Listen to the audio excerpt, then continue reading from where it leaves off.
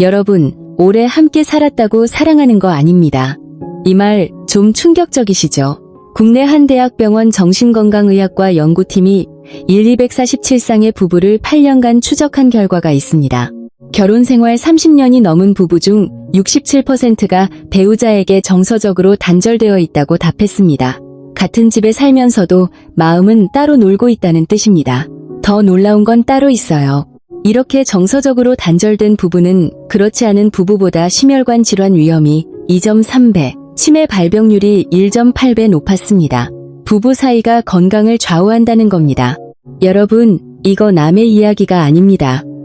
혹시 요즘 배우자와 하루에 몇 마디나 나누시나요? 10분 이상 대화하시나요? 아니면 밥 먹자, 나 나간다. 이 정도가 전부이신가요? 어떻게 설명드릴까요? 우리 세대는 자식 키우느라, 돈 벌느라, 정작 배우자한테는 관심을 못 줬습니다. 젊었을 때는 먹고 사는 게 급했으니까요. 자식 교육비 대느라, 집 마련하느라 우리끼리 밥 한 끼 편하게 먹어본 적이 없었어요. 그게 30년, 40년 쌓이고 쌓여서 지금 이 상태가 된 겁니다. 그런데요, 다행히 방법이 있습니다. 해외 한 의과대학 부부관계 연구소에서 43년간 연구한 결과 부부 사이에도 사랑이 다시 싹트는 심리학적 단계가 있다는 걸 밝혀냈습니다. 오늘 그 4가지 단계를 알려드리겠습니다. 첫째, 관심 되살리기. 둘째, 함께 시간 쓰기. 셋째, 마음의 문 열기. 넷째, 진정한 동반자 되기. 이 4단계만 알면 우리 부부 사이 확 달라집니다. 돈 한 푼 안 듭니다. 특별한 준비도 필요 없어요. 오늘부터 바로 시작할 수 있습니다. 잠깐 하나 먼저 짚고 넘어가겠습니다. 왜 부부관계가 건강에 이렇게 중요한 걸까요? 국내 한 의과대학 노화연구센터에서 발표한 자료에 따르면 배우자와 정서적으로 연결된 부부는 그렇지 않은 부부보다 평균 3년 더 오래 삽니다. 7년이에요. 여러분, 손주 초등학교 입학부터 중학교 졸업까지 함께 할 수 있는 시간입니다. 이유가 있습니다. 우리 몸에는 옥시토신이라는 호르몬이 있어요. 쉽게 말하면 사랑 호르몬입니다. 배우자와 손을 잡거나 대화를 나누거나 함께 웃을 때 이 호르몬이 분비됩니다. 이 옥시토신이 혈압을 낮추고 스트레스 호르몬인 코르티솔을 줄여줍니다. 반대로 배우자와 사이가 안 좋으면 어떻게 될까요? 매일 긴장하고 불편하고 스트레스를 받습니다. 코르티솔이 계속 높은 상태가 유지돼요. 그러면 혈관이 손상되고 면역력이 떨어지고 뇌 기능까지 나빠집니다. 이건 정말 안타까운 이야기입니다. 국내 한 종합병원 가정의학과에서 발표한 통계를 보면 배우자와 대화가 하루 평균 12분 미만인 부부는 우울증 발생률이 3.4배 높았습니다. 같은 지붕 아래 살면서도 외로운 거예요. 이걸 전문가들은 기능적 고독이라고 부릅니다. 해외 한 공중보건대학원에서 발표한 연구가 있습니다. 외로움이 건강에 미치는 영향은 하루에 담배 15개비를 피우는 것과 같다고 했어요. 담배 15개비입니다. 여러분, 흡연이 얼마나 몸에 해로운지는 다 아시잖아요. 그런데 외로움이 그것과 같은 수준이라는 겁니다. 그런데 같은 집에 살면서 느끼는 외로움은 혼자 사는 것보다 오히려 더 해롭다는 연구 결과도 있습니다. 기대했는데 충족이 안 되니까 스트레스가 더 큰 겁니다.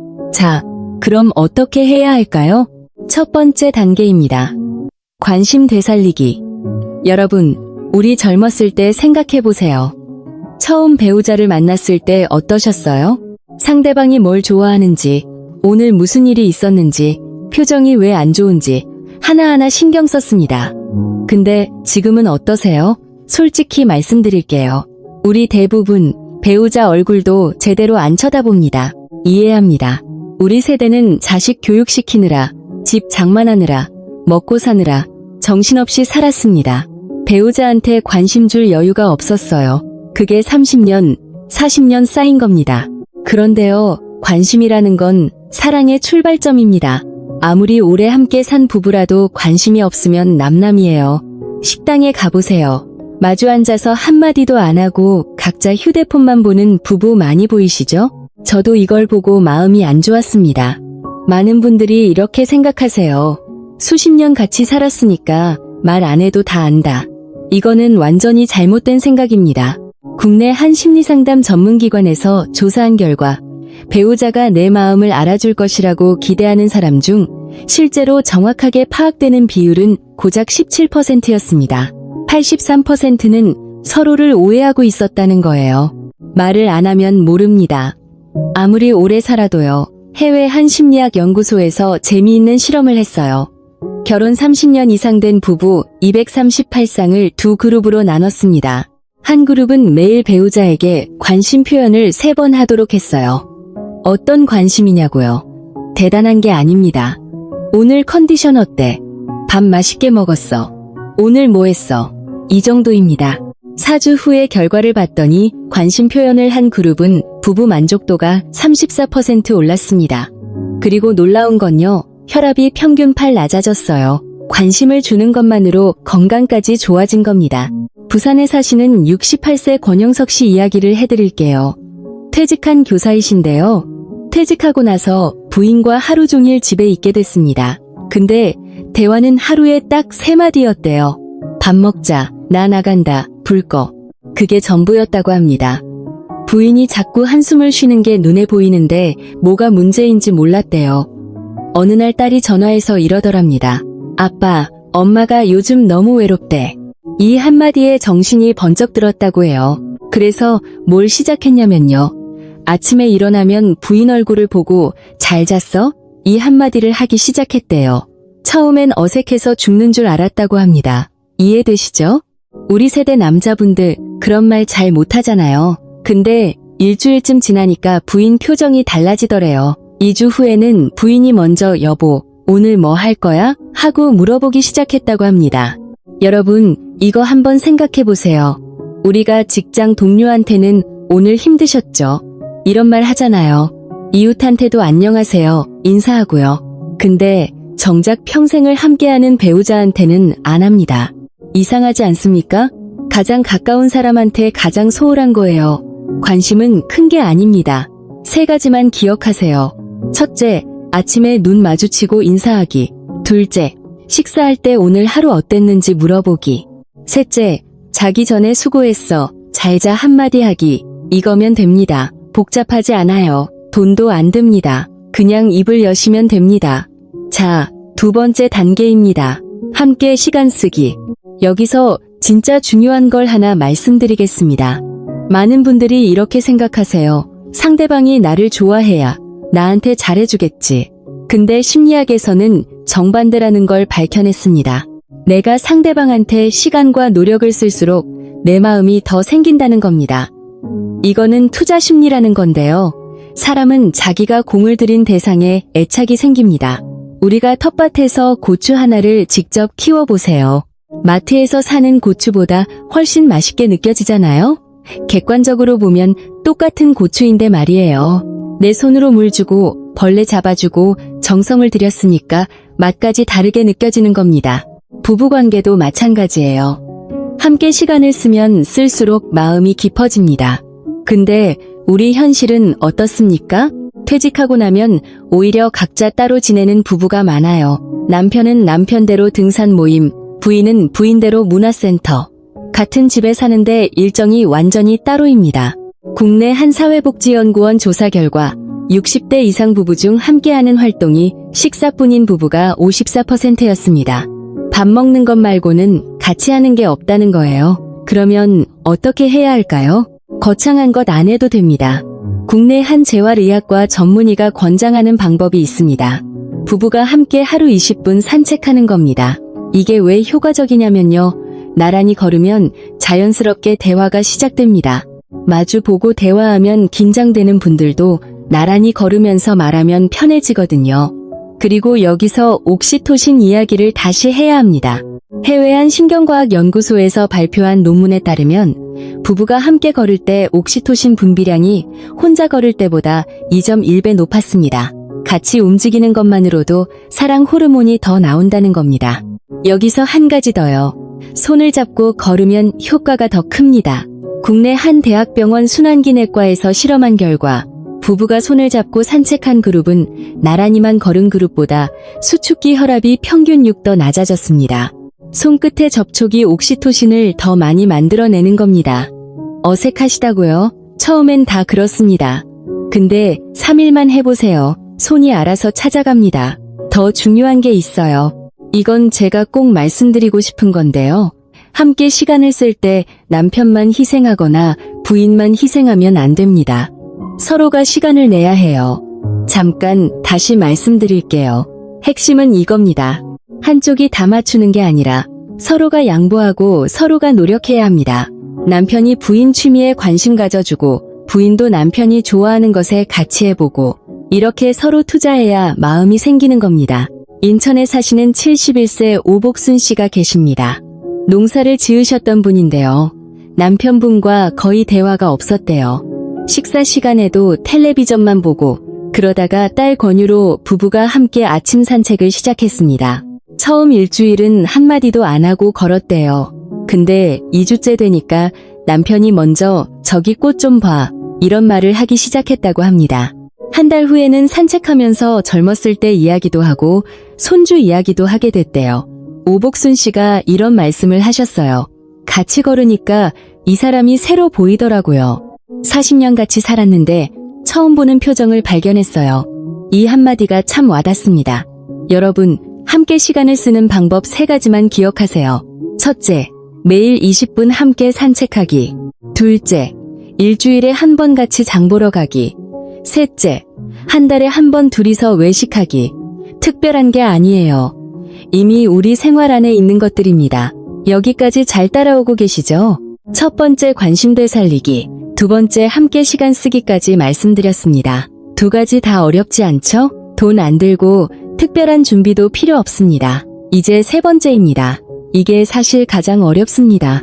근데 가장 중요하기도 합니다. 3번째 단계, 마음의 문 열기. 우리 세대 부부의 가장 큰 문제가 뭔지 아세요? 솔직한 대화를 못한다는 겁니다. 속마음을 안 말해요. 서운해도 참고, 외로워도 참고, 아파도 참습니다. 참는 게 미덕인 줄 알았으니까요. 근데 이게 쌓이면 병이 됩니다. 진짜 병이요. 국내 한 대학병원 정신건강의학과 교수가 23년간 부부 상담을 하면서 밝혀낸 사실이 있습니다. 부부 갈등을 말로 풀지 못하는 사람은 심장질환 위험이 41% 높았습니다. 마음에 쌓아두는 게 혈관을 막는 겁니다. 해외 한 의과대학에서 수십 년간 부부관계를 연구한 팀이 있습니다. 이 연구팀이 놀라운 법칙을 발견했어요. 부부 사이에 긍정적인 대화와 부정적인 대화의 비율이 5대1 이상이면 관계가 유지되고 그 아래로 떨어지면 관계가 무너진다는 겁니다. 쉽게 말하면 이렇습니다. 잔소리 한 번 했으면 칭찬이나 감사 표현을 5번 해야 균형이 맞는다는 거예요. 근데 우리 현실은 어때요? 대부분의 부부가 잔소리 5에 칭찬 한 번도 안 합니다. 완전히 반대죠. 이건 정말 중요한 이야기입니다. 같은 연구에서 부부관계를 가장 빨리 망치는 것이 뭔지도 밝혀냈어요. 경멸입니다. 무시하는 거예요. 배우자가 말할 때 한숨을 쉬거나 쳐다보지도 않거나 그게 뭐 어쨌다는 듯이 반응하는 것, 이게 관계를 가장 빨리 끝냅니다. 그러면 어떻게 마음의 문을 열어야 할까요? 첫째, 배우자가 말할 때 하던 일을 멈추고 눈을 맞추세요. 이것만 해도 상대방은 존중받는다고 느낍니다. 텔레비전 보면서 응 하는 건 대화가 아닙니다. 둘째, 하루에 한 번 고맙다는 말을 하세요. 밥 차려줘서 고마워. 빨래해줘서 고마워. 이렇게 구체적으로요. 우리 세대 남자분들 이런 말 어색하시죠? 저도 그렇습니다. 근데 이 한마디가 배우자의 마음 문을 여는 열쇠입니다. 셋째, 서운한 것은 쌓아두지 말고 그날 말하세요. 단, 나는이라는 말로 시작하세요. 왜 맨날 그래? 이렇게 시작하면 싸움이 됩니다. 나는 좀 서운했어. 이렇게 시작하면 대화가 됩니다. 이거 심리학에서 나 전달법이라고 하는데요. 상대를 비난하지 않고 내 감정을 전달하는 방법입니다. 우리 세대는 속마음 표현하는 교육을 못 받았어요. 그래서 어색한 게 당연합니다. 근데 연습하면 됩니다. 청주에 사시는 73세 신명숙 씨 이야기입니다. 남편분이 퇴직 후에 집에만 계시면서 부부 사이가 많이 안 좋아졌대요. 서로 한마디 하면 2마디 받아치고 결국 딸이 보다 못해서 부부 상담을 권유했습니다. 상담에서 전문의가 딱 하나만 해보라고 했대요. 매일 저녁 식사 후에 10분만 마주 앉아서 오늘 하루 어땠는지 이야기하라고요. 근데 규칙이 있었어요.